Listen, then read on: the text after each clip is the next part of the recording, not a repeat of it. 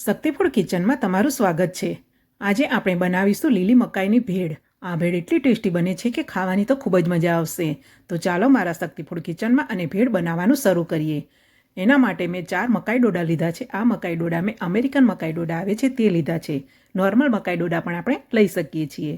હવે બધા જ મકાઈ ડોડાની આપણે છાલ ઉતારી લેવાની છે અને છાલ ઉતાર્યા પછી એના રેસા પણ આપણે ઉતારી લઈશું અને મકાઈ ડોડાને એકદમ ક્લીન કરી લેવાનું છે।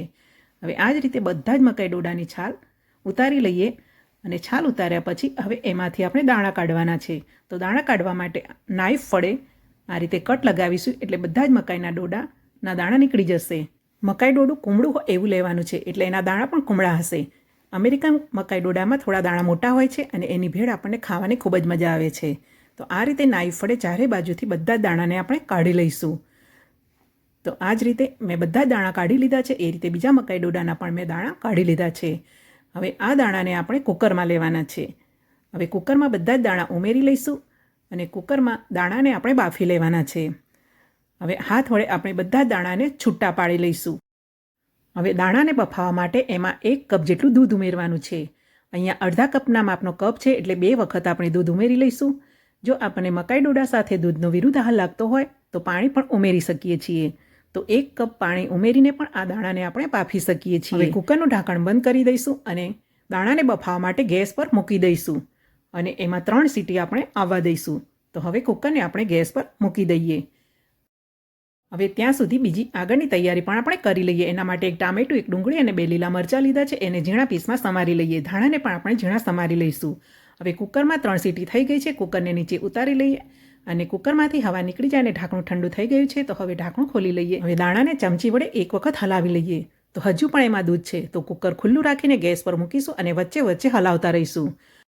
હવે બીજો ગેસ ચાલુ કરીને મેં નોનસ્ટિક વાસણ મૂક્યું છે। એમાં 1 ચમચી ઘી લઈશું અને 2 ચમચી તેલ લઈશું। હવે ઘી અને તેલ ગરમ થાય ત્યાં સુધી મકાઈના દાણા પણ સરસ થઈ ગયા છે અને દૂધ એમાં બધું બળી ગયું છે। તો હવે એને આપણે એક વાસણમાં કાઢી લઈશું। ઘી અને તેલ ગરમ થઈ ગયું છે એટલે સમારેલી ઝીણી ડુંગળી એમાં ઉમેરી લઈશું અને હલાવીને ડુંગળીને સરસ સાંતળી લઈશું। હવે ડુંગળીનો કલર બદલાઈ જાય એટલે એમાં લીલા મરચાં ઉમેરીશું અને મરચાંને પણ સરસ સાંતળી લઈશું। મરચાં અને ડુંગળી સરસ તંતળાઈ ગયા છે એટલે હવે એમાં આપણે મકાઈના દાણા ઉમેરવાના છે। તો જો મકાઈના દાણા આપણે આ વાસણમાં કાઢી લીધા છે અને એકદમ કોરા થઈ ગયા છે, એમાં જરા પણ દૂધ નથી। હવે એ મકાઈના દાણા એમાં ઉમેરી લઈશું અને હલાવીને સરસ રીતે મિક્સ કરી લઈશું। વઘાર સાથે સરસ રીતે મિક્સ થઈ જાય એટલે એમાં આપણે સ્વાદ અનુસાર મીઠું ઉમેરીશું। મેં અહીંયા 1 ચમચી જેટલું મીઠું ઉમેર્યું છે। આપણા ટેસ્ટ પ્રમાણે આપણે વધારે કે ઓછું ઉમેરી શકીએ છીએ। હવે ગેસની ફ્લેમ મીડિયમથી સ્લો રાખીશું અને દાણાને સરસ રીતે ચડવા દઈશું। ઢાંકણું ઢાંકી દઈશું અને વચ્ચે વચ્ચે એને હલાવતા રહીશું। હવે થોડીવાર પછી ઢાંકણું ખોલીએ અને દાણાને 1 વખત હલાવી લઈએ। બાજુના ગેસ પર ફણગાવેલા મગ બની રહ્યા છે। હજુ પણ 1 મિનિટ સુધી ઢાંકીને ચડવા દઈશું અને હવે એમાં આપણે લીંબુનો રસ ઉમેરીશું। મકાઈ ડોડાના દાણા થોડા ગળચટ્ટા જ હોય છે એટલે એમાં ખાંડ ઉમેરવાની જરૂર નથી। લીંબુનો રસ ઉમેરીશું અને એમાં 1 નાની ચમચી જેટલો કાળા મરીનો પાવડર ઉમેરી લઈશું અને સરસ રીતે મિક્સ કરી લઈશું। લીંબુ અને મરી ઉમેરવાથી ભેળ ખૂબ જ ટેસ્ટી બને છે અને ક્યારેક જો મકાઈના દાણા ખાવાથી ગેસ થતો હોય કે વાયડા પડતા હોય તો લીંબુ અને મરી ઉમેરવાથી તે પણ નહીં થાય। તો હવે જુઓ સરસ રીતે દાણા આપણા ચડીને તૈયાર થઈ ગયા છે।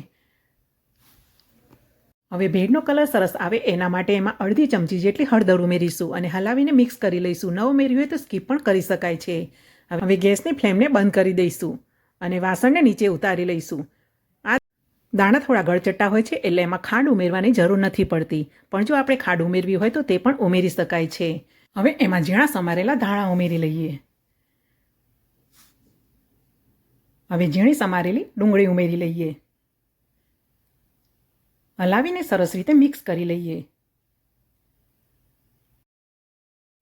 હવે સર્વિંગ પ્લેટમાં ભેળને તૈયાર કરીએ। એના માટે સરસ મજાના બનાવેલા આપણા મકાઈના દાણાને સર્વ કરીશું। સરસ મજાનો કલર પણ આવી ગયો છે। અત્યારે બજારમાં ફ્રેશ મકાઈ ડોડા મળતા હોય છે, તો ચોક્કસ આપણે આ રીતની ભેળ પણ બનાવીશું। હવે એમાં ઝીણા સમારેલા ધાણા ઉમેરી લઈશું। ઝીણી સમારેલી ડુંગળી ઉમેરી લઈશું। ઝીણા સમારેલા ટામેટાં ઉમેરી લઈશું। ઝીણી સેવ ઉમેરી લઈશું। સેવ થોડી વધારે ઉમેરીશું જેથી ભેળ ખૂબ જ ટેસ્ટી બને છે। સૂકા કોપરાનું છીણ ઉમેરી લઈશું અને હવે એમાં સૂકી દ્રાક્ષ ઉમેરી લઈશું. આપણા ટેસ્ટ પ્રમાણે બધા જ મસાલા વધારે કે ઓછા ઉમેરી શકીશું. તો સરસ મજાની ભેળ એવી બનીને આપણી તૈયાર થઈ ગઈ છે. આશા રાખું છું કે તમને મારી આ રેસીપી જરૂર પસંદ આવી હશે. વિડીયોને લાઈક કરશો અને હા, જો ચેનલને સબસ્ક્રાઈબ ન કરી હોય તો સબસ્ક્રાઈબ પણ જરૂરથી કરશો. જય શ્રી કૃષ્ણ, જય માતાજી.